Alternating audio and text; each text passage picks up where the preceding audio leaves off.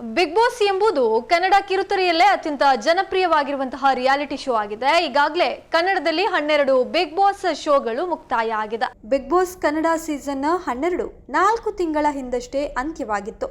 ಅಂದ್ರೆ ಈ ಶೋ ನಿನ್ನೆ ಮೊನ್ನೆ ಮುಗಿದಾಗಿದೆ.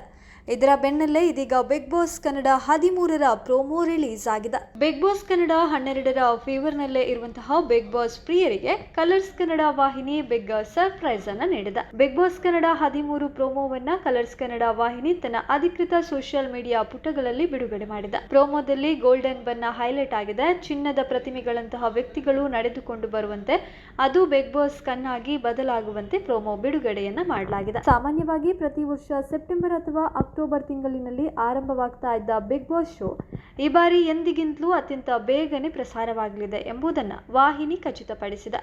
ಸೋಷಿಯಲ್ ಮೀಡಿಯಾದಲ್ಲಿ ಹೊಸ ಪ್ರೋಮೋ ಹಂಚಿಕೊಂಡಿರುವ ಕಲರ್ಸ್ ಕನ್ನಡ ತಂಡ ಈ ವರ್ಷ ಬೇಗ ಶುರುವಾಗ್ತಾ ಇದೆ ಕನ್ನಡಿಗರ ಹಬ್ಬ ವಿತ್ ಸಮಥಿಂಗ್ ಸ್ಪೆಷಲ್ ಎಂಬ ಆಕರ್ಷಕ ಕ್ಯಾಪ್ಷನ್ ಅನ್ನು ನೀಡಿದೆ.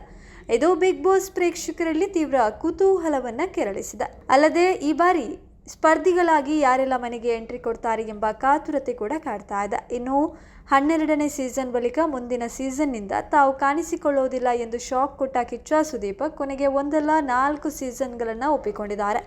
ತಾವು ಮುಂದೆ ಕಾಣಿಸಿಕೊಳ್ಳೋದಿಲ್ಲ ಎನ್ನುವುದಕ್ಕೂ ತಮ್ಮದೇ ಆದ ಕಾರಣ ಕೊಟ್ಟು ಕೊನೆಗೆ ತಾವು ಯಾಕೆ ಕಾಣಿಸಿಕೊಳ್ತಾ ಇದ್ದೇನೆ ಎನ್ನುವುದಕ್ಕೂ ಕಾರಣ ಕೊಟ್ಟಿದ್ದಾರೆ.